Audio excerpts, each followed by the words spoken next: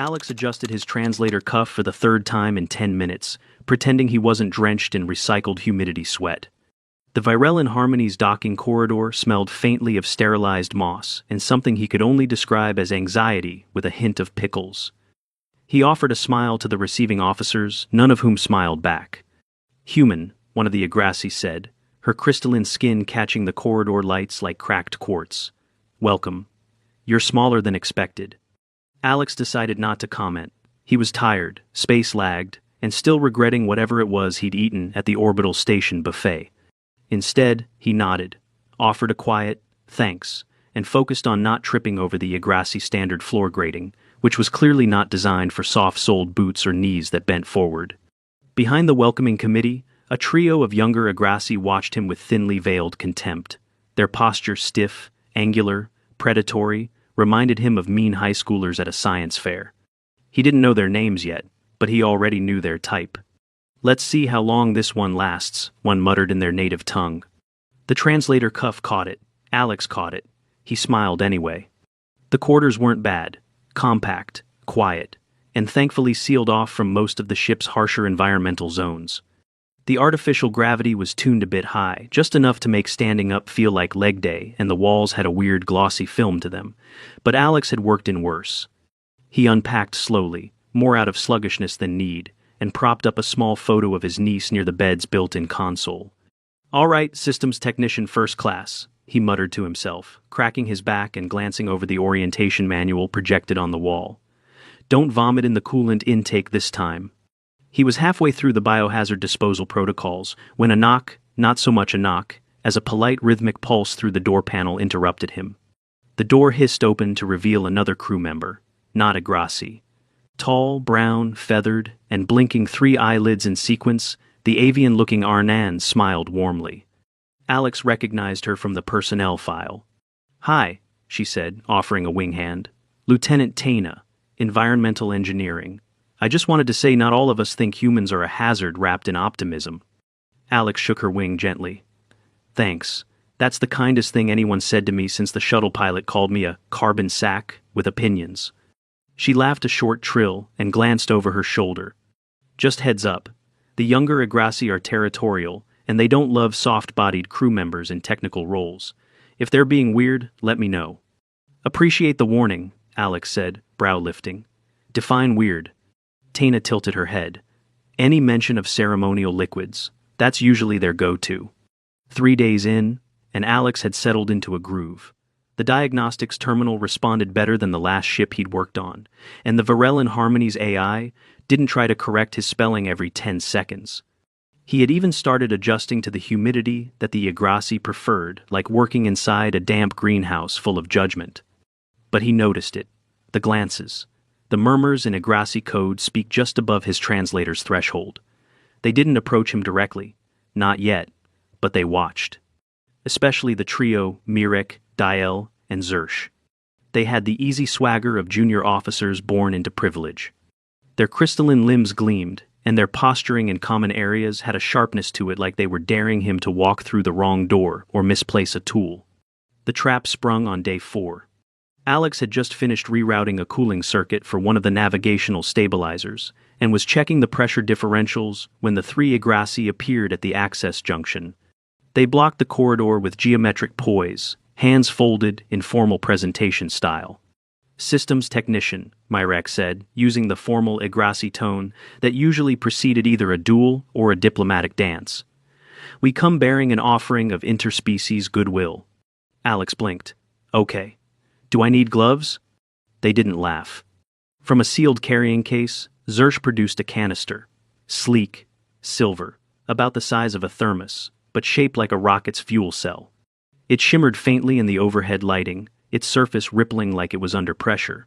A single black sigil was embossed across the side, a kind of swirling glyph that the translator refused to interpret. Dale held it with a reverence that was immediately suspicious. "This is Korvax Draught," he announced, "an ancient Agrassi ceremonial beverage. Rare, respected. We present it to you as a gesture of mutual understanding." Alex stared at the canister. "I appreciate the sentiment," he said slowly, "but I feel like I read somewhere that Korvax Draught is violently toxic."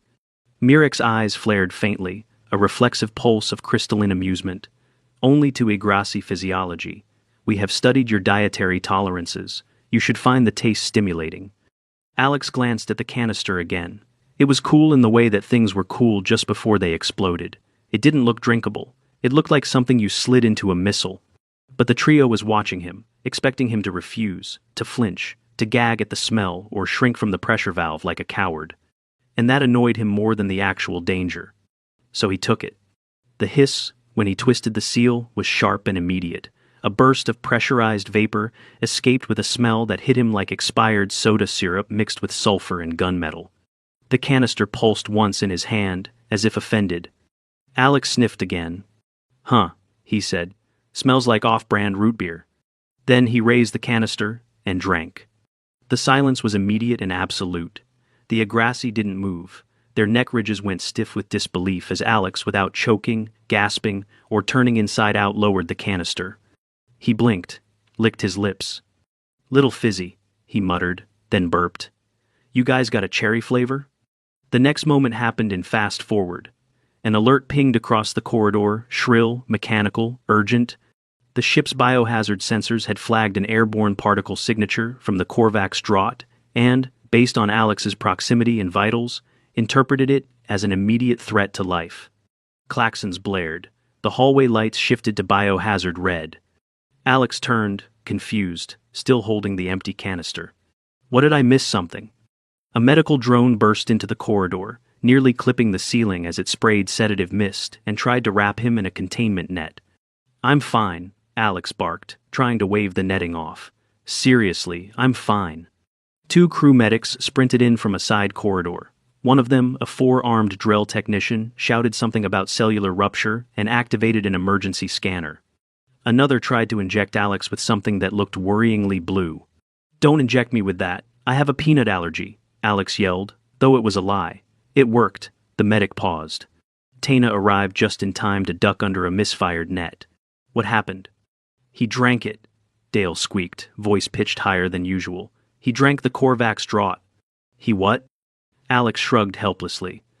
"I thought it was just some weird alien soda. Is it not soda?" The medbay was quieter than the chaos that had delivered Alex to it, but only just.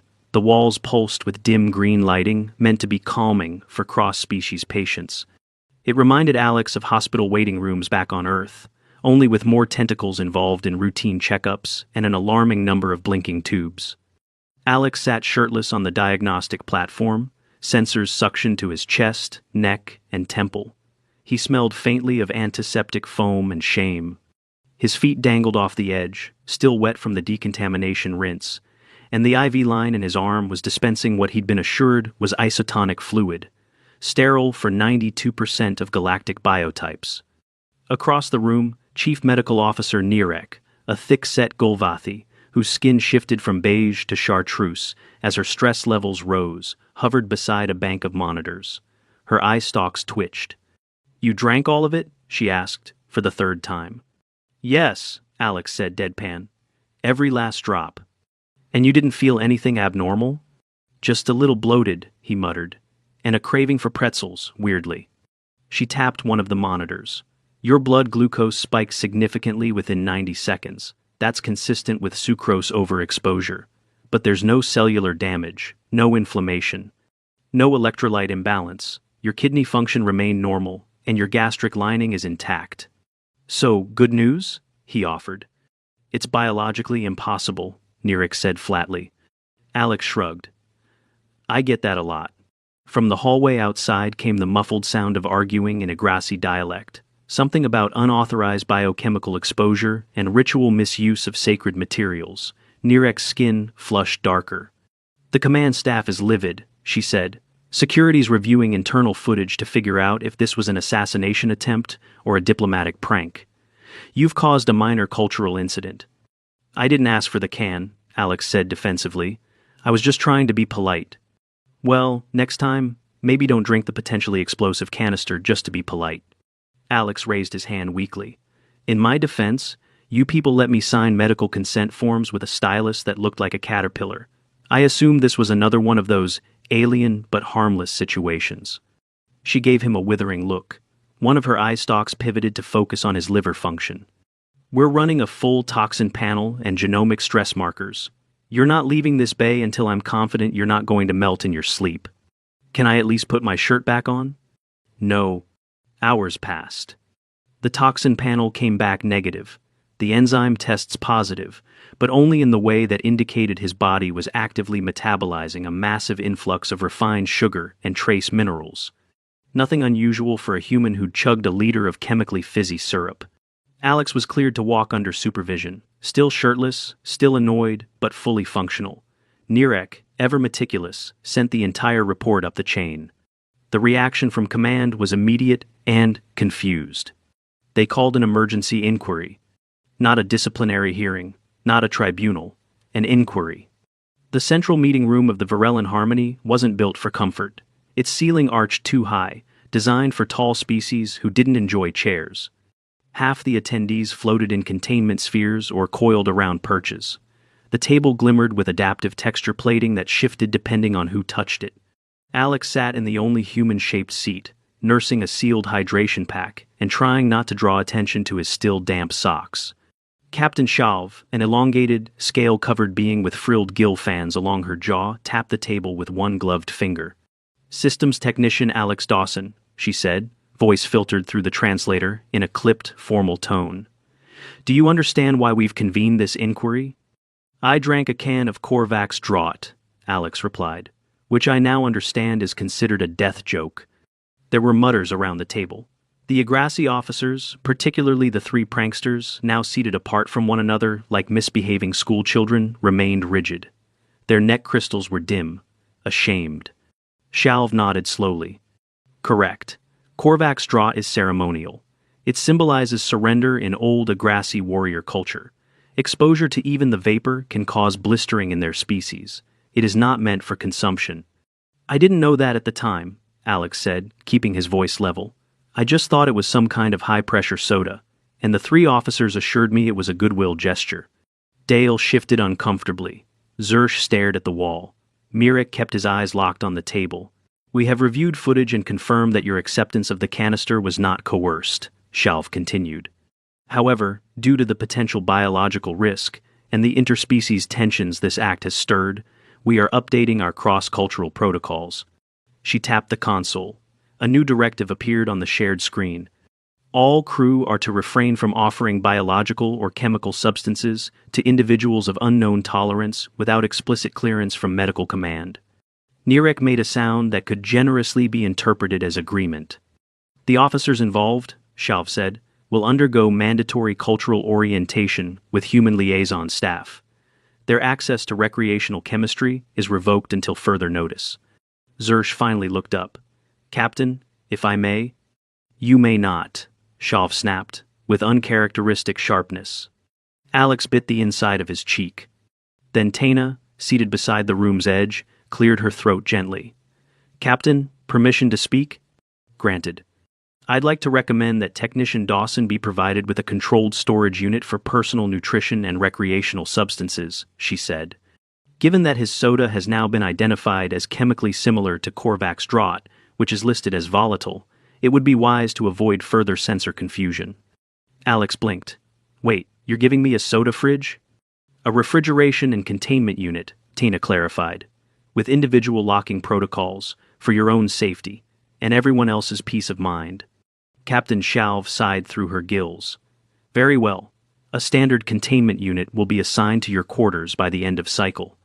Later that evening, as he stepped back into his room, Alex found the fridge already installed beside his bunk. It hummed quietly, lights blinking. A label had been affixed to the top. "Caution. Contents may cause biological confusion." Inside, instead of the bland nutrient packets he'd been issued upon arrival, were 4 cans of what looked suspiciously like Earth root beer synthetic, off-brand, and gloriously terrible. There was also a handwritten note, scrawled in shaky galactic common. "Don't share with Agrassi. They might die. Taina." Alex grinned and cracked open a can. Back in one of the aft compartments, the 3 Agrassi officers sat shoulder to shoulder in front of a holo display. A human instructor's face flickered on screen. "Welcome to Bubbling Beverages, a guide to carbonation and chaos," the video began. Myrek slouched lower. Dale groaned. The instructor smiled brightly. Today, we'll learn why humans intentionally pressurize their drinks, and what happens when they don't. Zersh whispered. They drink gas, for pleasure. Dale whispered back. What kind of species fizzes their own blood? Myrek didn't answer.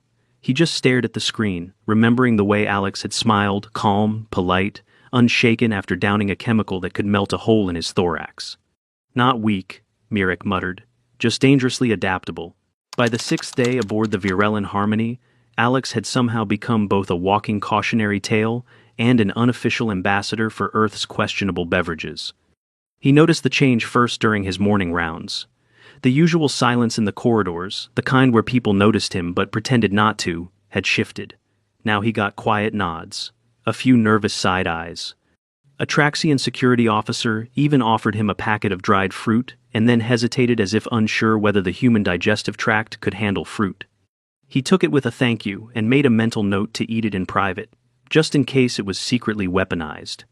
The prank incident had been logged in the ship's behavioral database under the classification cross-species misconduct, minor hazardous event. But unofficially, it had gone full myth.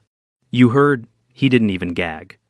His blood sugar spiked. That's it. No blistering, no seizures, just wanted a pretzel. I heard he belched directly at an Yggdrasi and the sensors flagged it as a potential bioweapon. That one, Alex had to admit, was kind of funny, but it came with a price. The Yggdrasi weren't speaking to him.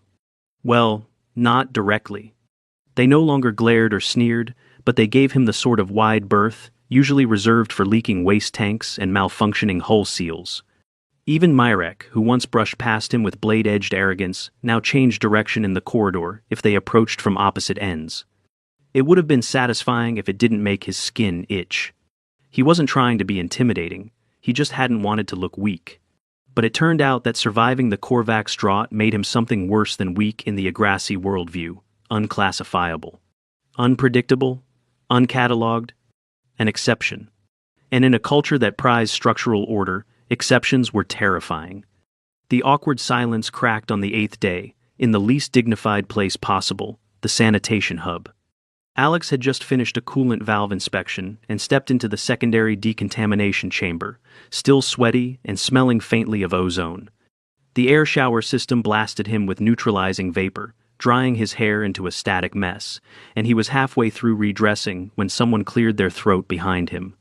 He turned, tugging his uniform top into place. Myrek stood there, alone. Alex froze, sock in hand. I thought you guys used the other locker rooms. We do. Alex blinked. You lost? No. Beat. Okay. Myrek looked anywhere but at him. His posture was stiff, his neck ridges a dull, gray, blue, uncertain, not aggressive. A long pause stretched before he spoke again. You shouldn't have survived that. Alex raised an eyebrow. Glad we're starting with compliments. Myrek flinched. I didn't mean...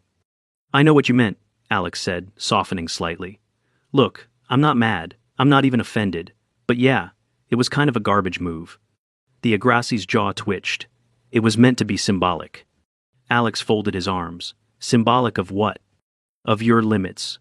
Of the gap between our biology. Alex considered that, then shook his head. You know what my first job was out of university? Myrek looked confused. University? Advanced learning, Alex said. I worked in sewer maintenance. Earth has these massive ancient cities, and sometimes the infrastructure's too old to replace, so we fix it. Elbow deep, in things that smell worse than a decomposing Krell beast, all while trying not to electrocute ourselves on rusted wiring. I've been electrocuted, crushed, and once had a feral rat bite through my boot. Why? Because someone had to. Because humans don't do well with neat categories. We're not strong or fast or armored, so we got real good at surviving things anyway. He shrugged. So yeah, your symbolic drink? We've had worse, voluntarily. Myrek was silent for a long time. Then he said, with genuine confusion, your species drinks toxins for enjoyment? Well, we call it soda. Myrek blinked. There is a growing theory among my people that you are not entirely sane. Alex grinned. You wouldn't be wrong. That conversation spread. Not word for word, but enough of it leaked to reignite interest across the ship's gossip channels. One morning, Alex walked into the diagnostics bay to find an anonymous data packet waiting on his console. It was a security file. Title: Human Digestive Resilience, Anomalous Case Study. Attached was a chart mapping the chemical components of Korvax draught against common Earth sodas. The overlap was absurd. Phosphoric acid, sodium benzoate, artificial caramel coloring, CO, 2 levels within 3% of what the Yggdrasil considered skin-dissolving. And Alex had downed the equivalent of it in one go. He saved the file. Later that cycle, Taina intercepted him in the hallway with 2 sealed canisters in hand. "I picked these up from the resupply shuttle," she said. "Smuggled them under Earth cultural artifacts to avoid the automated biofilters." "What are they?" She handed them over. One read, Cherry Popper Earth Classic. The other, Rogue Cola, Punch to the Gut Edition. Alex grinned. "I love this ship." The shift in perception crystallized a few days later in the mess hall. He'd brought the cherry soda with him, just one can, carefully packed in an insulated container. The fridge had a built-in compartment for high-pressure containers now, thanks to a request from medical. Nirek had made him promise, in writing, to never open one in a vented environment again. The mess was moderately busy, mostly engineers and off-duty crew. A few heads turned as he sat down. Taina waved from a table, but before he could join her, a figure approached. Dale. Still rigid, still Yggdrasil, but not hostile.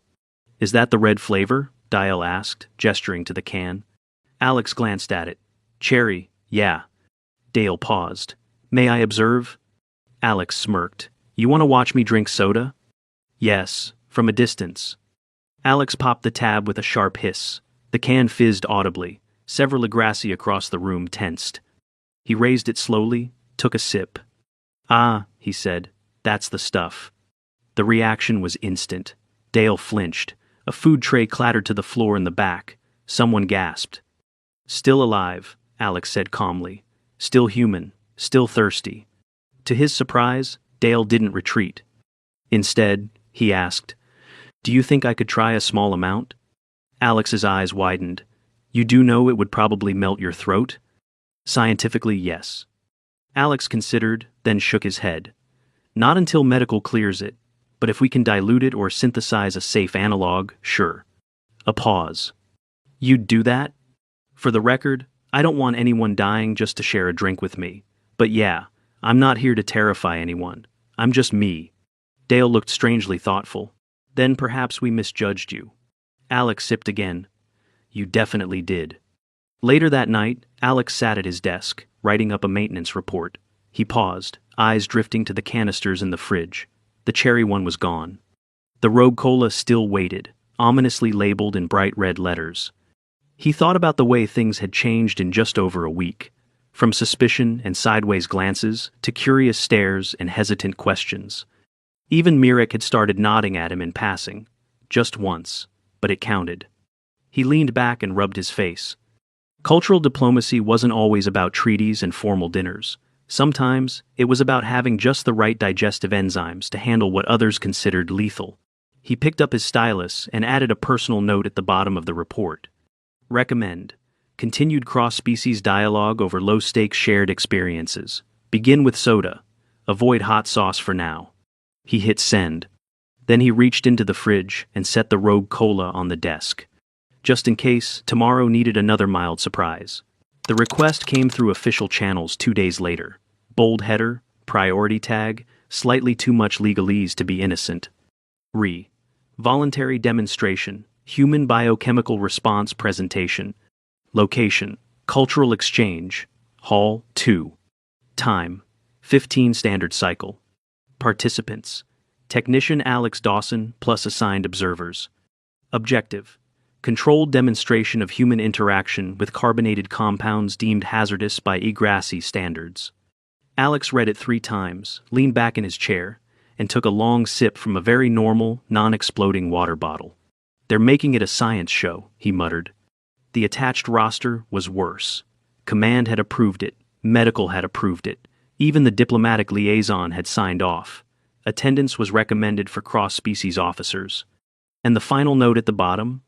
Human subject has been advised not to belch into the ventilation system. He was going to need a new shirt. 15 minutes before the demo, Nirek cornered him in the prep lounge, holding a scanner in one hand and a bag of glucose chews in the other. "This is still a terrible idea," she said, running the scanner across his chest. "You are not invincible, and you're about to chug a chemical bottle that exploded during pressure testing last year." "They fixed the seal," Alex said, "and it's soda. Just earth soda. I've had worse." "Stop saying that like it's a badge of honor." He took the chews anyway. "I'm not doing this to show off," he added. "I think they're genuinely trying to understand." Nirek's expression shifted less frustration, more something like resignation. "I know. That's what worries me." She pulled back the scanner and checked the readout. "Vitals are stable, no inflammation, lungs clear. Please, Alex, if you feel anything abnormal, stop immediately." "I will." "You say that every time you climb into a vent system with a wrench and a bad idea." "That's my whole job description." The cultural exchange hall had been rearranged into a circular layout, with viewing seats at the edges and a single standing console in the center. A shield dome shimmered faintly around the demo platform, mostly for optics, but also in case of unexpected liquid discharge. Alex walked out to polite applause. Someone even whistled. Tana waved from the front row, holding a datapad and clearly trying not to laugh. He nodded at her, then at the small cluster of Agrassi, seated together on the far side. Mirek among them, flanked by Dale and Zersh. All three were wearing protective eye membranes. Atop the demo console sat a sleek containment unit. Inside, Rogue Cola, Punch to the Gut Edition. The label glared like a threat. Alex tapped the mic embedded in the console. "Hello everyone, I'm Alex Dawson. I fix coolant systems, write bug reports no one reads, and apparently drink things that cause panic attacks in 3 different species." Polite laughter. Today's demonstration was cleared by medical, security, and 2 different legal advisors. "I've agreed to ingest a controlled quantity of a beverage from Earth known as soda. Specifically, this one." He held up the can. It hissed faintly. A few people flinched. "It's pressurized with carbon dioxide," he continued. "Contains high fructose corn syrup, artificial coloring, and exactly 0 known nutrients." More laughter. Nirek folded her arms in the back and tried not to roll her eyes. Alex set the can down. "Before I do this, let's go over the chemistry. The Corvax draught, which caused the incident last week, shares multiple compounds with human soft drinks. On Earth, we consume them recreationally.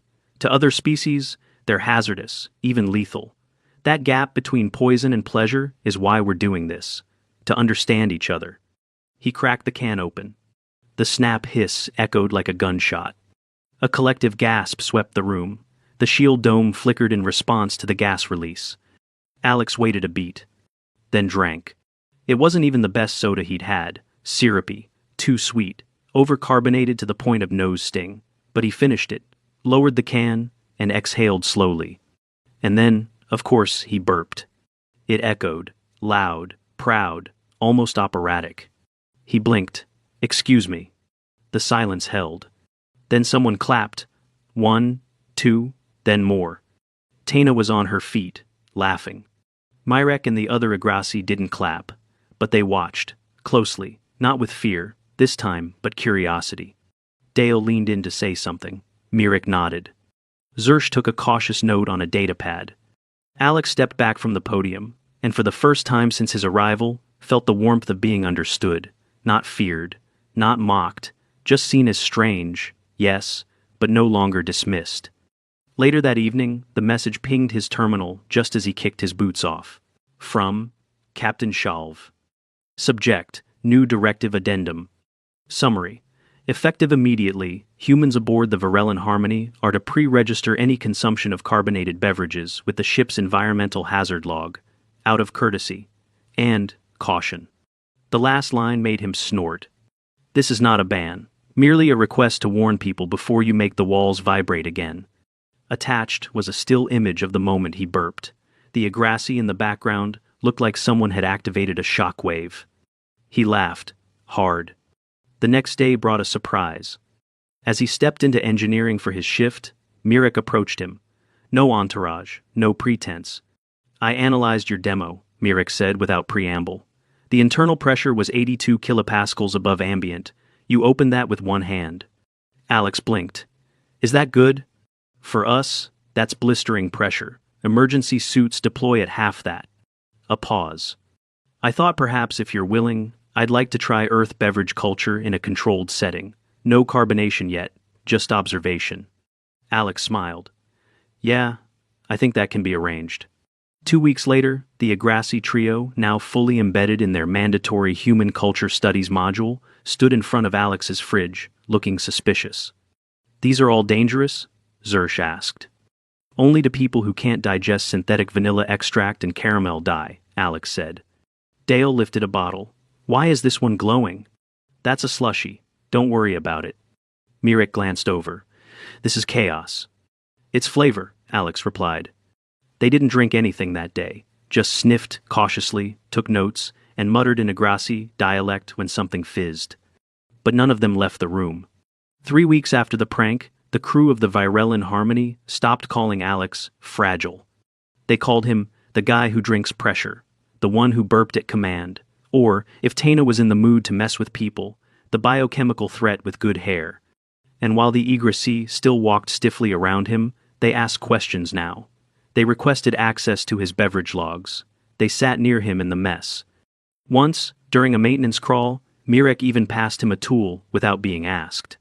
Progress. On his 35th day aboard, Alex opened his fridge and paused. Inside was a new item. No label, no explanation. A small vial of clear, gently bubbling liquid, slotted carefully in the center tray. Beside it, a sticky note in elegant galactic common. Yggdrasil mineral infusion carbonated. Safe for humans, probably. Test sample. M.